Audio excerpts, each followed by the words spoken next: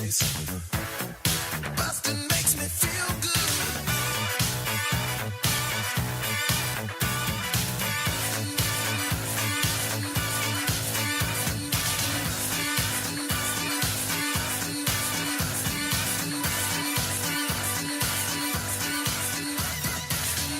Folks, welcome to another episode of Blockbusting, the podcast where we love to hate the movies. I'm your host, Jay Light. Joining me in the studio today, Zane Helberg. Hello, everybody. How are we doing? Hey, Zane. Zane, a little slow on the uptake on the radio. Doesn't do a lot of podcasting, I don't think. Mostly dead airspace. I'm glad to have you on today. Welcome. Let's get right to it. Let's start talking about these movies. Let's do it. Big box office weekend this weekend, courtesy of Box Office Mojo. It remains at number one with a $60 million second weekend, floating to the September record. The highest grossing September release of all time, just 2 days after it added another $40 million to that total, for an impressive $60 million second weekend. $218.7 million after just 10 days in release. The largest September release ever, topping. Guess what movie? Can you guess? I have no clue. Crocodile Dundee. Excellent movie. Crocodile Dundee was the highest September since 1986. Wow. Held that with $174.8 million. Look at that. If Paul Hogan only knew he was being overtaken by a clown today. He would be very sad, I think. That's not a knife. This is a knife. I'm going to use to pop your balloon, Pennywise. I haven't seen it, so I don't know if these references are landing at all. You haven't seen it either. I will not see it. You refuse to see it. I'm going to wait. Yeah? You're going to wait till it's at second run theaters or on HBO Go? Yeah, I'll wait for it to come onto Netflix or HBO. This is going to be, I'm going to go ahead and presage this. This is going to be a very horror movie heavy episode, as the film we're talking about later on today is horror movies. Zane doesn't like horror movies that much. I do love good horror movies. There are a lot of horror movies that I got a ton of trouble with, including the movie we're going to talk about today. Oh, man, I can't wait to get into that. Let's keep going down through the box office numbers. Obviously, it's still at number one. It's probably going to be one of the hottest movies of the whole year. It has a lot to overcome. It does have to take on Wonder Woman, which it looks like has finally dropped out of the box office this week. It's been a few months. It has. Wonder Woman was up in theaters up until last week, though, which is crazy. But it's finally, it looks like, no longer in release. It is paving the way, currently at $218 million. Week 2 atop the box office, so we'll see what happens there. We got 2 new releases coming in at number 2 and 3. Number 2, American Assassin, with $14.8 million. Number 3, Darren Aronofsky's new batshit crazy movie, Mother, coming in with $7.5 million. Both movies I saw this week. Mm-hmm. I saw American Assassin on Thursday. I absolutely loved it. Thought it was a lot of fun. Sure, there's some holes, but whatever. Michael Keaton, Dylan O'Brien, excellent cast, fun movie. Michael Keaton playing a sassy former CIA guy. He's pretty sassy. He seems pretty sassy in the trailer. I feel like Michael Keaton in his old age has finally figured out how to ratchet up sass as a character. As a CIA trainer, he really does the whole just over it. He plays the over it old man very well. Okay. And I enjoyed it. And then Mother you saw also. I love Jennifer Lawrence, and I'm a pretty big fan of Darren Aronofsky, but I loved Mother. It was a roller coaster ride. It was surreal. It was like a Salvador Dali painting on film. Ooh. And it's a wild ride. You've got to be in for a movie that is not very straightforward and is very out of this world. But Jennifer Lawrence is such a phenomenal actress that I'll just watch anything that she's in. Jennifer Lawrence is great, and it looks like audiences, the general consensus on Mother critically is that it's a really crazy, insane, classic Darren Aronofsky movie. Audiences are hating this one. They gave it an F at the cinema score. People are thinking it's going to flop at the box office. It had a $30 million budget, so with $7.5 million, it's definitely underperforming. Could go in and out real quick if people don't want to keep seeing it. I'm of the mindset that the American people do not enjoy super highbrow, intelligent films Yeah. too often. It's not really what they go to the cinema for a fun, good, either scary, adventurous, exciting, or funny time. And to have to think at the movies is kind of difficult for the American people. I get it. I'm not usually a big mindy movie guy, but it was fun. I liked the movie. I think you're spot on there. I don't think people, for the most part, well, especially now, when the world is as crazy as it is, people aren't gonna want to go to a movie to think. They just want to tune out and turn off. Yeah, Mother doesn't seem like a movie where you can do that. You can't. Well, the movie won't let you do that. The movie is very intense, and it's not really a horror movie. It's really being marketed terribly Mm-hmm. as a horror movie when it's really a psychological thriller, a like kind of spiritual, religious psychological thriller, as it turns out, which kind of comes out of left field. Not to go into what the movie's about, but it's not a straight up horror movie. Yeah, honestly, I've had a big problem with the way a lot of movies have been marketed this year. Movie marketing seems like it's kind of a fucked enterprise, to put it as politely as I possibly can. Yeah, a lot of movies are mismarketed. They've got I saw Baby Driver, right? Did you see Baby Driver when it was in theaters? Yes, I really enjoyed that. Baby Driver, I think, got way too overhyped by all of the marketing. Everybody in all the trailers and the posters. I thought Baby Driver was a great movie, but everyone's like, "This is the best movie of the year. This is going to change the way people look at heist movies. This is going to change the landscape of cinema as we know it." I don't even think it's close to Edgar Wright's best movie. Well, I know you, and I think Yeah. Well, I know that you think Hot Fuzz is Edgar Wright's best movie, I and it's do. in your top 10 of all-time favorite movies. Nah, which, it dropped out to the top 20. okay, it's in the it's on a list of yours, which I take issue with, and I like the movie. I wouldn't say it's a top 20 movie, but my favorite Edgar Wright movie is Scott Pilgrim versus the World, Great movie. which stylistically I think is his best Mhm. and the most out there. And I had fun with Baby Driver. It was not, for me, the best movie of the year. And the problem I have with Hollywood a lot of times is that they overhype a movie. I go in to the movies with such high expectations after seeing all of the hype, and I'd rather go in with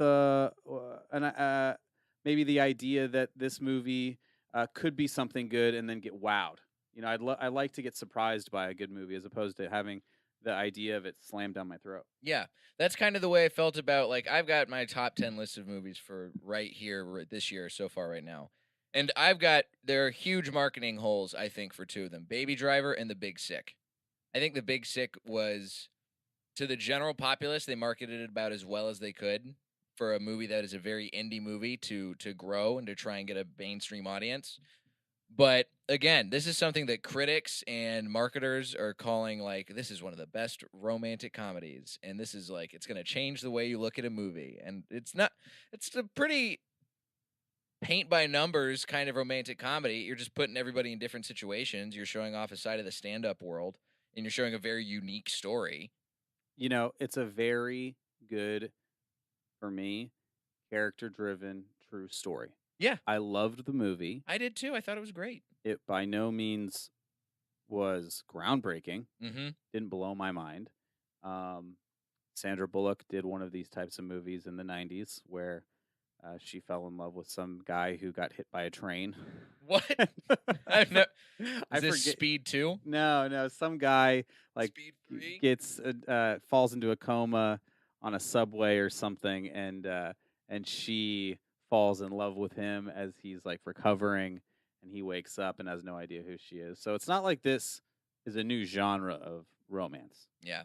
That would be, honestly, I would love to see a romantic comedy where one person is in a coma the entire time and the other person is trying to fall in love with that person who's in a coma.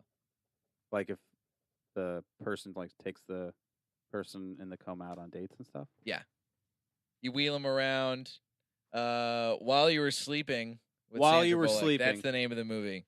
Producer Max over there coming in the clutch. Max gets it, man. Max is really on point. That's what I would love. If you take the person who's in a coma out and they're like, it's like, What's that? The Diving Bell and the Butterfly, that movie where the guy could only communicate by blinking.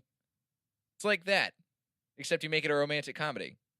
The movie where you can only communicate by blinking? Yeah, there's a movie where this guy, this is also based on a true story. A guy falls into some kind of crazy total paralysis, and he can only blink to communicate.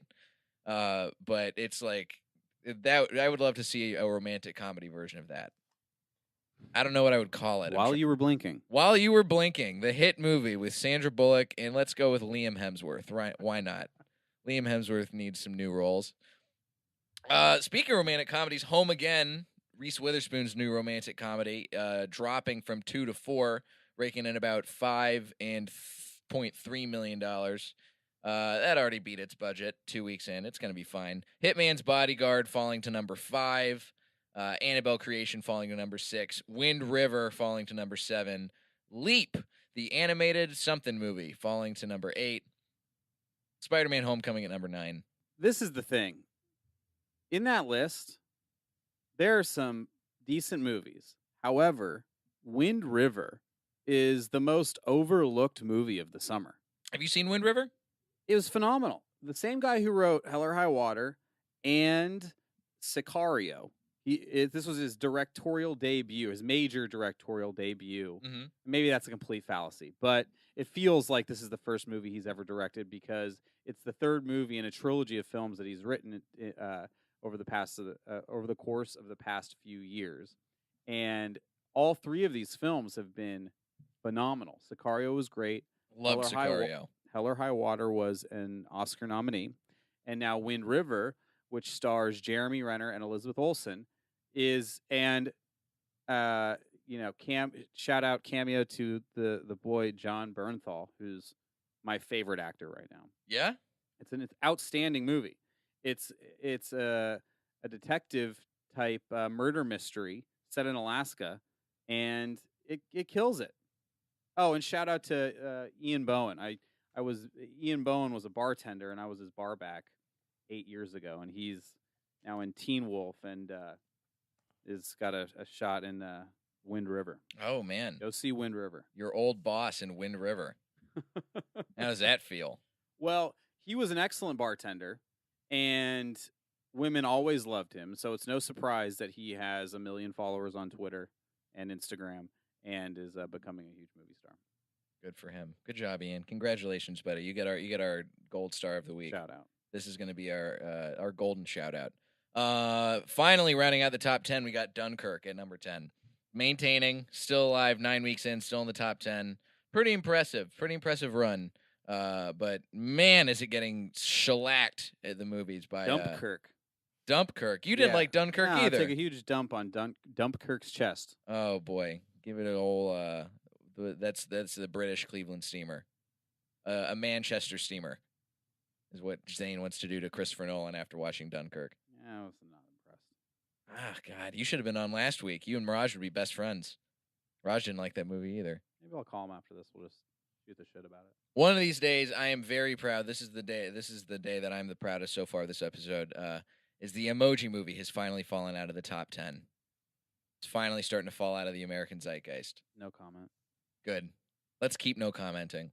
Let's move on. Let's talk about some movie news. The way America is dealing with the Emoji Movie is the way they should have dealt with the Charleston situation. Just no comment. Just stop talking about it. It will go away. It will fall out of the top 10. You know, my favorite part of the Emoji Movie's marketing was how it was there for months and bombarding you with, hey, guess what? These things that are in your phone, we're gonna make a movie about them. That's what the new sequel is going to be about, though. Is the Emoji Movie goes to Charleston. You got T.J. Miller holding up a tiki torch, but a tiki torch emoji, of course. Hysterical. Let's move on. Let's talk about some movie news. Congratulations to it. I'm going to go see Mother. That's what I think everybody should probably go see. Go see it. Go see it, and know that you're going to see a Darren Aronofsky movie, and it's going to be weird. And if you go in with that mindset, I think you'll have a good time. And you think about that, Darren Aronofsky's a guy who, his most well-known movies, Black Swan, Requiem for a Dream, batshit crazy movies. Really weird movies. Did you expect anything less from the guy who made his mark in movie history by showing the descent into like drug-fueled madness from 4 different perspectives. Do you think that anybody is expecting like a heartfelt or even kind of normal horror movie from somebody who included the ass to ass scene? He says, he's very open, that addiction is the hero in that film. Addiction goes on the hero's journey in Requiem for a Dream and finally comes out on top. And it's an excellent film. I was 17 when I saw that movie, and for 2 weeks afterward, I could not do drugs. That's well, it sounds like addiction really won out on that one. Good job, addiction. Proud of you. We're gonna give you you get a shout out too. Shout out to addiction. Shout out. Let's talk some movie news. So first, we'll go to a little sadder news. Harry Dean Stanton, character actor extraordinaire, died at 91. This story coming to us courtesy basically the entire movie world. This article particular from Slash Film. So Harry Dean Stanton died at age 91. Well-known, beloved character actor. He's been in The Adventures of Tintin. He's been in Gunsmoke, The Untouchables, The Fugitive. He was in Walt Disney's Wonderful World of Color. This is all from the 1950s, I guess. Cool Hand Luke, In the Heat of the Night. He was in The Godfather Part 2, which I think is the best Godfather movie. He was in Alien. He was in The Last Temptation of Christ, Escape from New York, Paris, Texas, Twin Peaks. And he's back on this season of Twin Peaks. I think it's trendy to say that The Godfather 2 is the better movie. Yeah, it is trendy because it's correct. I don't think so. The first one is really, really epic and good, and you couldn't have Godfather 2 without Godfather 1. So the fact that you think Godfather 2 is better is only because Godfather 1 was so good that it's just like an extension of the first film. Okay. Godfather 2 exists. This is another podcast. No, we can make it on this podcast. Godfather 2, man. The duality of the young Vito and the Michael coming up together like side by side in the film is excellent. I do absolutely love that. However, Marlon Brando, I mean, there's so many iconic scenes in The Godfather 1 that, like the horse head. Oh yeah, like that scene alone is the most iconic scene probably in the whole trilogy. Like even people who have not seen those movies, they remember that. They remember We'll Make Him an Offer That He Can't Refuse. Right. And Robert De Niro, who I love, who deserved the Oscar in Godfather 2. Yes, he did. His delivery of We'll Make Him an Offer That he goes, We'll make him an offer that we don't refuse. And it's an impeccably terrible delivery of that line. I haven't watched Godfather 2 in a while, so you may be right. I have to rewatch both of those movies. But I will say this. I think that I Always Knew It Was You, Fredo, also an iconic moment in that trilogy. And that's in 2. Yeah. Yeah. The Fall of Fredo Corleone is in that movie. The Fall of Fredo. I'm smart. I'm smart. You do a good Fredo. I do. It's an all right Fredo. John Cazale, R.I.P. He's a good guy. Fredo, not a good guy. John Cazale, good actor. But Fredo, oh boy, what a piece of shit. Real piece of shit. There's a reason he got shoved off a boat or whatever. That's how he died in that movie, right? It's been a while since it's been a while since I've seen it. I might not be speaking to the most authoritative Godfather knowledge here. But it is an excellent movie. They're both A+. Generally, do you have a problem with sequels being listed as better than the original movie? No. Well, I don't generalize sequels in that way. Like some sequels are as good or better than the original. For example, in my opinion, John Wick 2 is better than John Wick 1. Oh, I've never seen either of the John Wicks. They're excellent action films. But when it comes to like, I don't know, let's think of a real esoteric movie like Clerks and Clerks 2.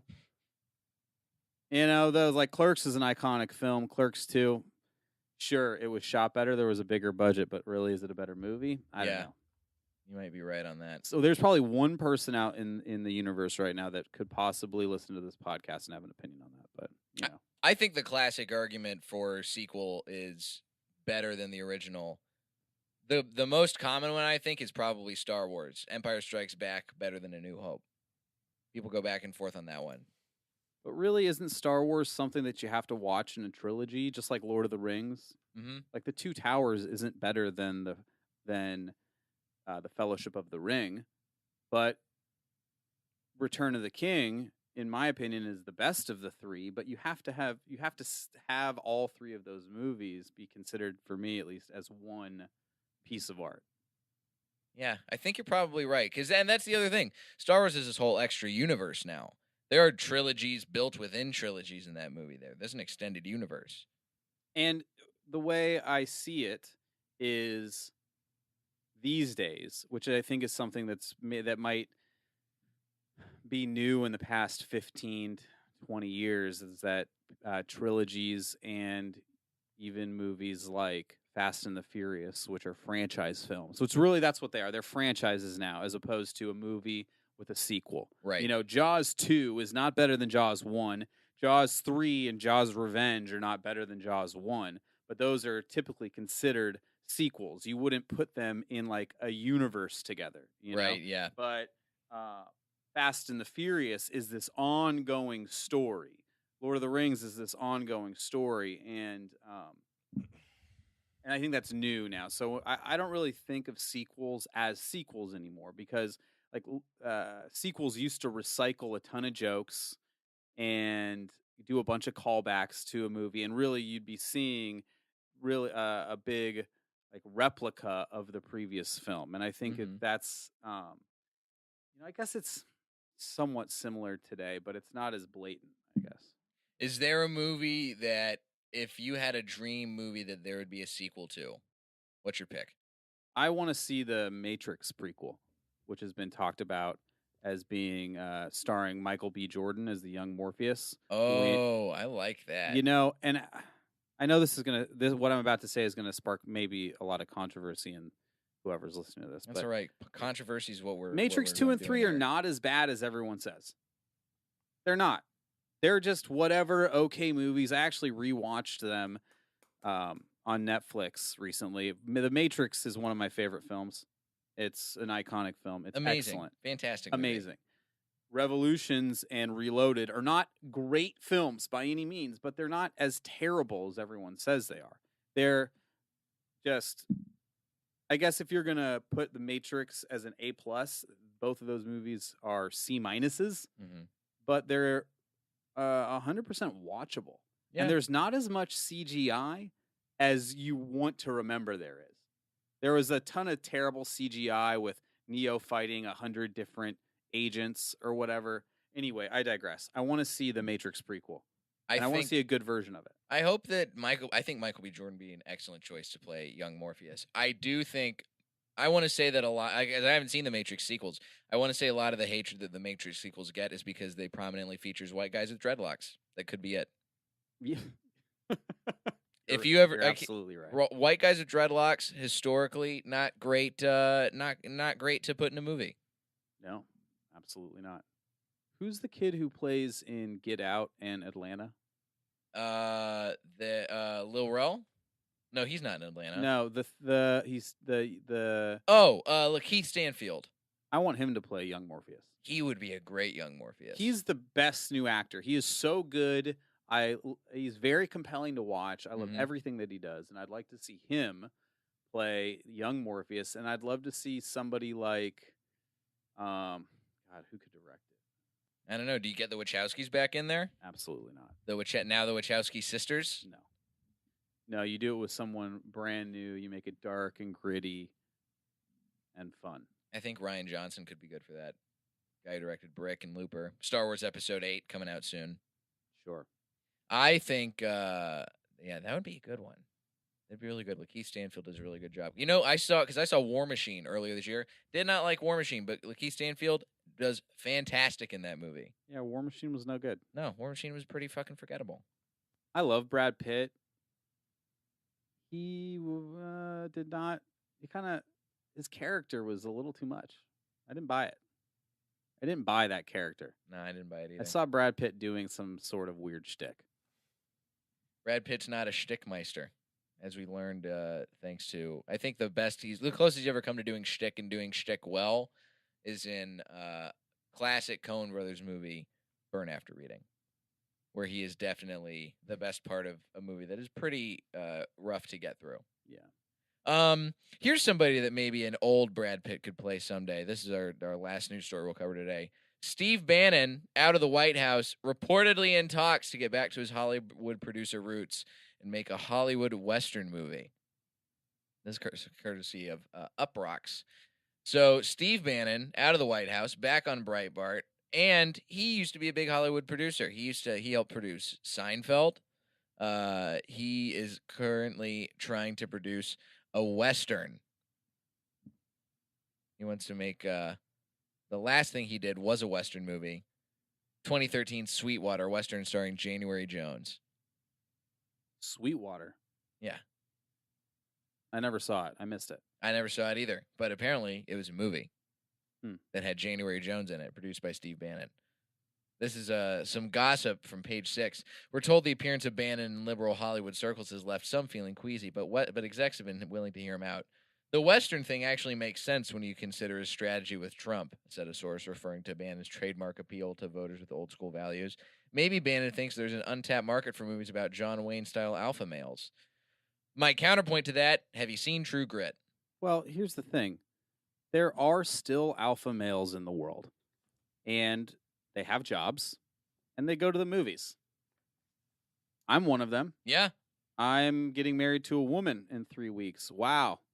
Crazy, right? Fuck yeah, It's a from Max in guy- the booth. It's a guy with some tattoos getting married to a woman, you know? Wanting to go see American Assassin. Exactly. Like, what? Do we not exist? You know, I'd like to see a Western. I'm from Southern Arizona. So any Westerns, they're set in Arizona. Tucson? You're from Tucson, Max? I don't understand what he's saying. That's the problem with having soundproofing. I in know. this I room. wish he was in the room, but that's fine. You know. So yeah, I'm not a Trump or Steve Bannon fan, and I got a lot of problems with. The problem is that there's a lot of alpha males who are also huge douchebags. Oh yeah. You know, you got to have a little bit of sensitivity. You know, you got to be in touch with your feminine side. That Yeah. was the alpha male from the late 90s, early 2000s. That was like the thing to be. Yeah. I don't know. I think if we're going on the douchebag angle, it takes a douchebag to know douchebag as far as Hollywood real old school westerns go. Like Shane. That guy he left behind a family. But it is very sad. Gets in touch with your emotions. Right. It's not pure Jersey Shore like angry, trashy, that level of alpha male. Like Unforgiven. Mm-hmm. Clint Eastwood leaves his children to go commit murder. Yeah. It doesn't get more Western than that. Steve Bannon and Clint Eastwood actually probably would make a really great movie together. Because they both have the same they're both Republican dudes. They both love Westerns. That's going to be, I think, the hot collaboration of 2018. Yeah. Steve Bannon and Clint Eastwood. You know, they're both way too old and out of touch to do it. They would take it too far. I can't wait to see that movie though. Oh God. Oh man, that's gonna be the talk of the box office about 2018. That's my hot prediction for this Just episode. Clint Eastwood being overtly racist in some weird classic car Western bullshit. He's gonna go. What they're gonna go do is they're gonna go stop a city from getting gentrified by hipsters. It's gonna be like like an old school, like middle of nowhere town. All of a Listen, sudden, a son. hot new coffee shop comes in. Put that coffee down. What do you think you're doing with that coffee, son? I'm gonna need you to remove your scarf. Get those beans out of here. Nobody comes and roasts in my city. Roast don't- them. Yeah, that's his tagline. Roast them. This is a one horse town, not a stump town. Oh, buzzing. You got him. Classic. Classic That's what we're here Stumptown for. pun. Oh man, yeah, I can't wait to see. That'll be That's going to be the talk of the box office. Steve Bannon. Keep your eyes peeled for the future Steve Bannon Clint Eastwood movie where they go and destroy hipster liberals in small town America. We're going to talk about destruction right now because my guest Zane hates a movie that I find that I have very dear to my heart. We were talking about horror movies earlier. I was never a horror movie person growing up. And in the past few years, there's been a big resurgence in horror movies that have been very watchable and very entertaining and not franchise heavy. The Babadook, 2014's Australian movie, Australian psychological horror film written and directed by Jennifer Kent in her directorial debut. Basically, quick synopsis of this movie, courtesy of Facebook. A mother and son fall prey to a demonic children's book that unleashes an evil force and terrorizes them. By my money, one of the best horror movies of all time. One of the best movies of the past several years. Strong critical success. Won awards in Australia. Got nominated for awards here in America. And Zane not only thinks it's not good, but thinks it is not scary. Zane, what's wrong with you? Wow. I feel like I'm being set up to fail here in this situation, but there, for me, is there are a lot of issues with this movie, and I guess in 3 sentences, there's one, a number of things that go on with the mother and the child that, to me, seem completely glazed over. And the Babadook, which I guess, spoiler alert, you have to have seen the Babadook to continue listening, because I have to jump right to the end, and then we can come back and talk about it. But Cool. The entire movie, you're kind of wondering whether the Babadook is real or isn't. And, there's this whole thing of once you let him in, he can't get out. But he seems to go in and out of the mother and the son the entire movie. And then he just ends up as a guy who wants to hang out in her basement and eat a fucking bowl of worms for no apparent reason. It's crazy. Everything's crazy, and we're coming to the climax of this film, and now, oh wait, hold on. She goes, "What do you want?" And then he shines a light on her, and then he goes down to the basement and hangs out, and somehow communicates to her that he's hungry for earthworms from her backyard, which is then the conclusion of the film, which is the icing on the top of a cake, which seems like it's made of many different ingredients. What's the Babadook cake made out of? Okay, so first, if I was a lawyer and we were going to start a case on the Babadook, this would be the moment where I came in with a motion to throw this case out, because right off the bat, you're set in this future, this time period after a major accident, and you find out that it's been 7 full years, or maybe 6.5. The kid's about to turn 7 years old. There's been 7 years, and this woman hasn't been able to get her shit together. Now, loss is a very big and touchy thing, but she has this kid who is, at the beginning of the film, seems to be the focus of all of the trauma and torment. Mm-hmm. And he's about to turn 7 years old, and she hasn't had him in therapy, counseling. She hasn't really had a serious conversation with anybody professional about what's going on with this kid who's just completely tormenting her life. Mm-hmm. She is the protagonist. The woman is the protagonist of this film, and the mother. Important plot point, real quick. The son is also born on the same day as this major accident, right? With the loss of her husband. So the son, I guess, in this, what the movie it tries to tell you is that the son that she loves is also this major source of pain, because I guess you can assume that every time she looks at her son, she also sees her dead husband and also relives the trauma of this car crash. Yeah. So you feel bad for her, and you take her side throughout the movie, and you're like, what's wrong with this kid? And then halfway through the movie, you're like, oh, wait a minute. I don't like her anymore. And then you take the side of the kid. And then the Babadook comes in, and you're trying to determine whether or not it's real or not. They're both seeing the Babadook. There's a shared hallucination thing happening, whether it's real or not. And in the end, it's real. The Babadook, it has nothing to do with the relationship, that car accident at all, even though the husband does come up in these hallucinations. But it's an actual Babadook. She's an artist that she's sitting now.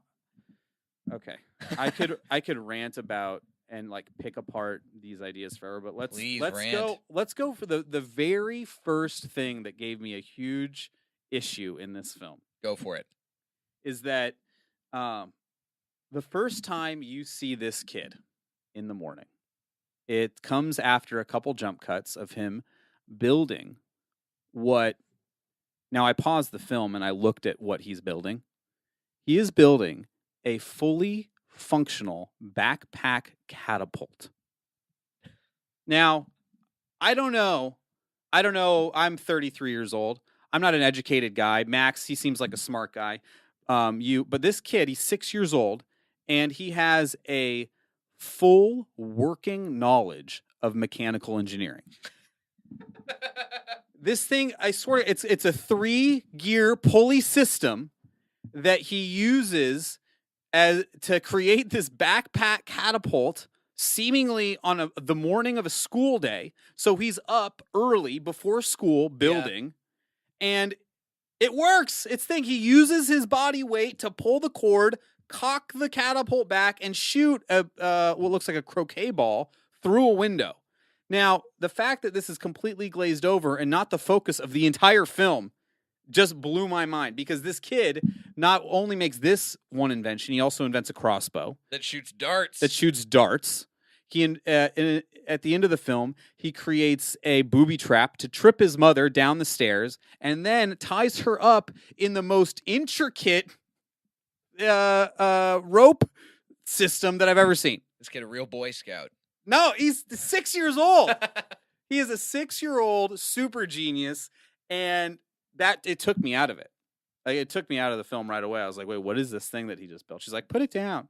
Put your toy down. Like it's some fucking Ken or Barbie doll. It's like, wait a minute. How is this? Are you the worst mother in the world that you haven't taken this kid to see a therapist or put him in some sort of private school? Like, what this kid, he's already, if you show this to a science fair judge, this kid's got a full ride to Harvard or Oxford or MIT at 6 years old. This kid's in the paper. This should be the most famous kid in Australia. So I don't know. I could rant about that forever, but that's what the movie should be about. A smart kid. The movie should have been more about the smart kid and him tormenting the woman. But then This should have been like a Disney Channel original movie where Taj Mowry plays a very smart child who builds weapons and terrorizes his mom. This is the first critique. That's my first critique of this film. Is that this is a huge plot point that is just glazed over, and I don't know. It just didn't make any sense to me. And I don't know what they were trying to do. Whether they thought they were just supposed to oh, this kid's so cool and inventive. I think that's maybe what they were going for. Well, here's what I'm going to argue on that front. I think that the whole point of the kid having these terrifying weapons, because that is insane that he is able to have access to build this kind of advanced weaponry just lying around his mom's house, and to be able to build this at age 6. And that does scare me. And that is part of why what I think Jennifer Kent does in this movie very well is flip who you're rooting for, which is a thing that it sounds like, didn't like. But we can get back into that more in a sec. One of the things I think she does well is makes you at first think that the kid is going to be the villain of the movie. And I think that I think for a lot of the time, the dread of having those weapons ready to go was, oh shit, he's going to kill the mom with these weapons, and he's going to get like possessed by the Babadook. And then at the very end, it totally flips it around where he is the hero, and he has to use the weapons to stop the Babadook who's possessed his mom. And he does get you get the satisfaction of the Chekhov's backpack catapult going off, where he shoots his mom with the dart. He stabs her in the leg. He shoots her with the croquet ball, and he doesn't have to kill her. He still gets his mom. Ah, that's motherly love right there. Sure, I guess. I guess I'll concede to that. The thing is, the movie for me, it was very disappointing because there was a lot of stuff that was great about it, and the problems that I have with it is I was taken out of the movie so often. So what other things took you out of the movie? Okay, for example, I mean, other than the fact that the Babadook, the Babadook didn't look real at all. We see that there was a whole thing of like, don't let the Babadook in, but into what? Into your body, into the house, into the bedroom. You know, he's knocking on a number of different doors. The first time you see the Babadook at the halfway point of the movie, you see him inside the neighbor's house. So I couldn't tell, what he was trying to get into. The book was found in the kid's bedroom on a shelf. The mom takes it outside, but then the book doesn't show back up at the kid's shelf. It shows back up at the front door, leading me to believe that, the Babadook wants to come inside, but the Babadook's been inside already. So, or that someone found the book outside and assumed it was theirs and just brought it back. It was put in the garbage can. Yeah, so it was destroyed and put in the garbage can. I never thought for once that there was a person behind the Babadook. To me, there's the scene at the girl's birthday party. The mother is sitting talking to the other mothers, and they ask, what's the main character's name? Amelia. They ask Amelia what she does. Or they mention that she's a writer. She says, oh yeah, I wrote some articles and I did some children's stuff. So I'm like, okay, maybe I'm trying to force myself to enjoy this film and force myself to find some meaning in it. And I thought, okay, maybe this is a movie about this mother going insane, and she wrote the Babadook. And this whole demon is a manifestation of her sleep deprivation and psychosis and trauma. But that theory didn't pay off. The theory that the kid's the villain doesn't pay off. The theory that the mom is the villain doesn't pay off. Uh-huh. They in the end say that the Babadook is real. And that for me really, if this was a movie about the Babadook being a manifestation of her trauma, a la Fight Club, one of these split personality, I feel like, because she keeps saying that she's sleep deprived. Yeah. She gets some sleep. You see her sleeping. Yeah. Through the day. She gets a couple hours. She's not sleep deprived enough to hallucinate and see cockroaches and all this other garbage. This is coming from a guy who has an extensive sordid drug history. I know what it feels like to stay up for a weekend, okay? I've never gotten to hallucinating, I was up till 7 a.m. watching Netflix this Saturday. Got a couple hours of sleep. No hallucinations. I was just fine. So she's pinning this whole mess really. Like her main concern is that she needs some sleep. Yeah. But she's sleeping in the daytime for at least a couple hours, which is enough time. And I guarantee when she gets those sedatives for Noah in the movie, she's definitely popping some of those herself. She's popping the sedatives. Got to be popping the sedatives off camera. It's apparent that the kid is taking the sedatives around the clock pretty immediately once she gets them. Yeah, this is all happening. She's forced, basically. Yeah, she's forcing the kid to take these sedatives so he can stay asleep, and she doesn't have to deal with his shit anymore. Right, but then she, he's always, Mom, I need food and I'm gonna puke. Like, there's never, at some point, the kid's got to fall asleep, but she sits up in the middle of the night, and I don't know, what year is this movie set in? It's kind of hard to tell.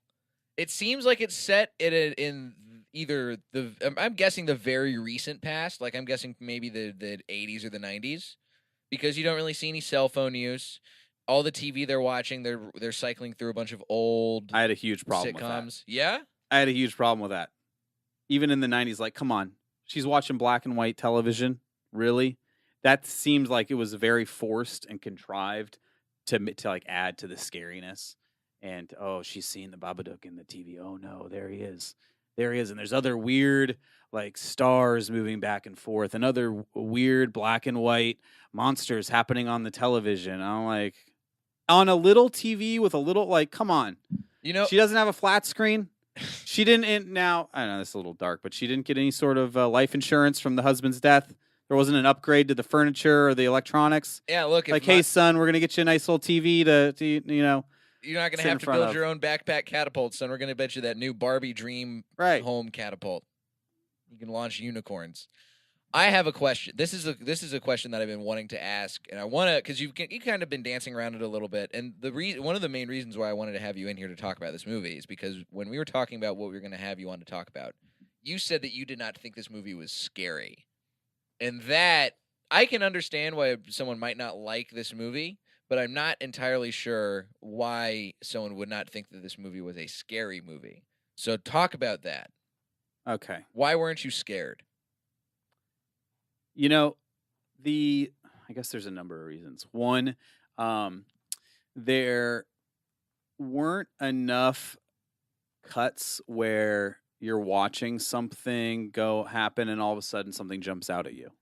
You know, I don't know. Yeah, there's no, there wasn't much shock value or jump value. I don't know what you call that, but like, you know, there's A movies, jump scare, yeah. a jump scare where like, oh, she opens the refrigerator to grab a juice and shuts the refrigerator door, and there's someone standing behind there, and it's like, and they add a little sound effect to make you scared when there's nothing really scary happening.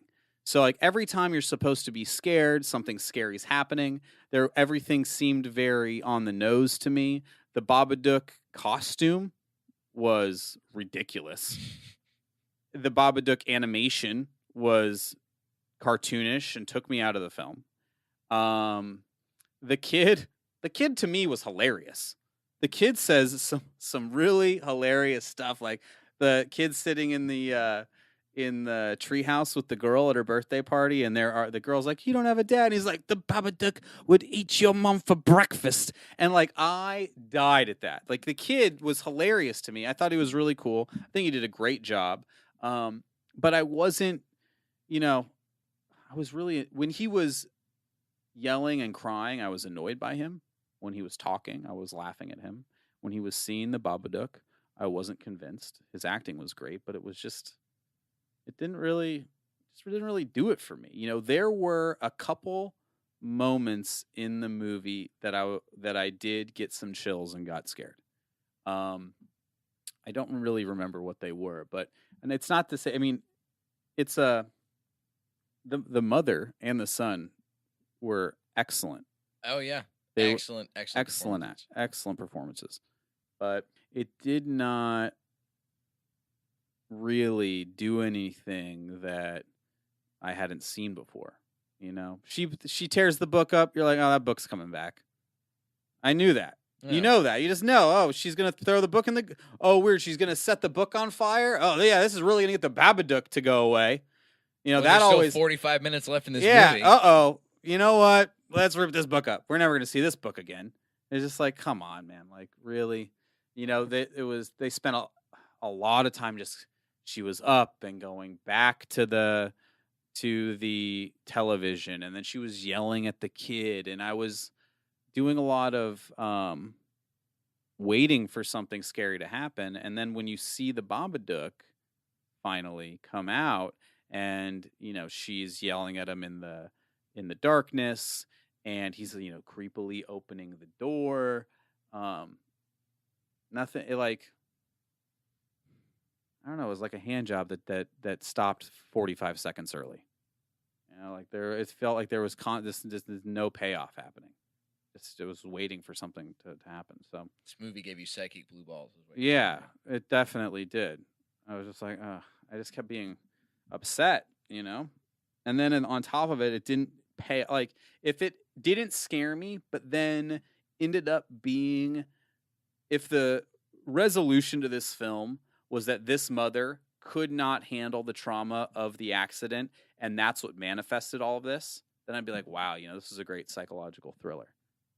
It probably would have wrapped up as a very good movie for me.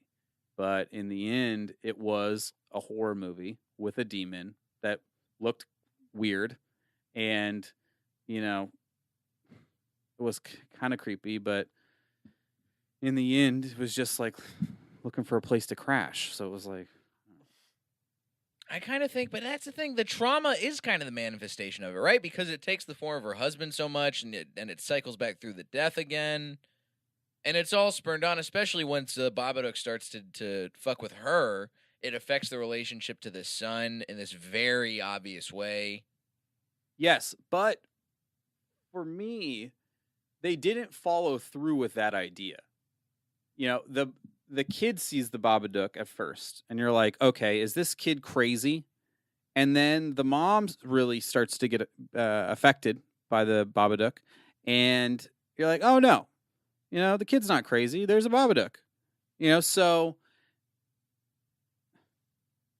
it kind of danced around being a psychological trauma thing, but then slid in the fact that the Babadook was real. Because at the end of the film, I don't know, maybe I'm like misreading something, but it ends up being that there's a demon, which isn't explained. Yeah, that's not, and they didn't explain where the origin of the demon was, whether it was from the husband, whether the Babadook lives in the house. Like if it was maybe the Babadook lives in the house, and the house they moved into is haunted, and that's why the father died in this car accident. The Babadook did that, and now the Babadook's tormenting this family because it has some sort of vendetta against another family. Like there was no setup to the Babadook having any sort of vendetta towards either of these people. Man, you just made me think of something. Why don't they just move out of the house at the end of the movie? Why don't they move out of the house? Why don't they move out of the house? The Babadook's locked in the basement, eating on worms. Get some other family to feed it the fucking worms. And what a terrible sister. Like, Amelia is either the craziest person in the world, and the sister just can't deal with it, or the sister is just a terrible sister and can't in the course of 7 years get Amelia to like start taking care of herself. Let's take some action on getting better moving forward. Let's not wait until we're forced into action by some Babadook. Yeah. I will say, upon rewatching it, there's a little moment that I didn't catch before that I think I really appreciate whenever a dramatic or a horror movie can have funny moments. And I do think this movie did have some pretty solid funny moments in it, too. The biggest one for me was when the Amelia's coworker comes over with flowers and a model plane for the kid. And he's clearly got a crush on her. He's like, I just want to try and make you feel better. And then he's like, he tries to give the kid the plane. He's like, I wasn't sick. My mom kept me home from school because I was disobedient. And then and then Amelia just explodes, and she's like, yeah, he's a terrible kid. And I'm a terrible mom. And then it cuts in his face, and it's just this expression of like, oh, what have I gotten myself into? I'm gonna cut this off right where it is. Let's cauterize this emotional limb. Yeah, I liked that a lot. You never hear from him again. Oh, man. I probably would have tried to date the woman in the Babadook if this was real life. Because I like to date women like that. Yeah, nothing is more attractive to me than emotional pain. Yeah. Especially when it's inflicted upon me, I'll tell you what. Now I want to fix her upper. Before we wrap up, there is an interesting thing. In the wake of the Babadook coming out that has been in the past, really this past year, the Babadook has become a gay icon. Have you seen this at all? No. Yeah. So this is courtesy of UpRocks, one of my favorite sources to use. The Babadook is being hailed as an unlikely gay icon for Pride Month. So this came out back in June. So apparently this started out when the Babadook was on Netflix, accidentally classified as an LGBT movie. Really? And it showed up on LGBT movie listings. And so now people are saying they've turned the Babadook into a gay icon. And so they're using all these memes. They had signs of him made at Pride Month and people were dressing up as the Babadook for Pride parades. That is so funny. This is maybe the funniest thing that could ever happen to a horror movie. I love pop culture. Babadook, a queer icon. There's all kinds of memes of him. I definitely encourage you to look this up. They're saying there's a lot of RuPaul's Drag Race episode. That is so funny. This one where the Babadook's just saying "I'm gay" in the pop-up book. Oh my God, That's great. this is where they're saying he's a relatable character, the embodiment of depression, lives for free in a basement, well dressed in a top hat, gay. See, that is the exact description of the Babadook. That should be the Wikipedia synopsis of the film. You know, homeless transient, lives in a basement, eats worms in a top hat. That's the whole movie. The best part, so now we have the Babadook, still obviously one of the top gay icons now in 2017. And now the Twitter is saying that the clown from It and the Babadook are a gay couple. So there's new fan art, again, more from Uprocks, of the Babadook and Pennywise the clown frolicking about, ready to scare children. That is so funny. The Babadook leaving behind their old boyfriend, the Bye-Bye Man. That is great. I definitely encourage you to go check this out. The man, I love the Babadook. Most unlikely gay icon of all time. Wow. I don't quite get it. Apparently, it's. I guess this is probably because I'm not a member of the LGBT community. They're saying it's because he is destroys families. He's dramatic. He wears a weird costume. And you know what? Adapt it. Why not? Sure. I mean, anything to have a good time and a laugh and to bring levity to a situation. Yeah. Definitely go check out that Babadook and Pennywise fan art. That stuff will make you smile and giggle at the very least. I encourage everybody, go check out the Babadook. It's on Netflix. It's on Showtime. Draw your own conclusions. You might be in Zane's camp. You might be in my camp. Let us know. Zane, where can our listeners find you on shows or social media? Well, you can find me on Twitter and Instagram at Zane Helberg, just how it sounds, and check out Underbelly Blues on Amazon. Spoof of Tarantino films that finally came out this summer. There you go. And you can catch me at Diet J on Twitter and Instagram, jlightcomedy.com for show dates. Coming to Detroit this weekend for the Motor City Comedy Festival, so check your website out for shows with that. Please, we're on iTunes, Stitcher, Google Play. Please leave a review, rate us, subscribe. It helps the podcast out, gets us some numbers, gets us some higher rankings on the iTunes page. Thank you to my man in the booth, Max Goldman. Oh, no problem, man. And Zane, thank you so much. No, thank you, man. That's great. Guys, thanks for listening to Blockbusting. Go see something good for a change. Yeah.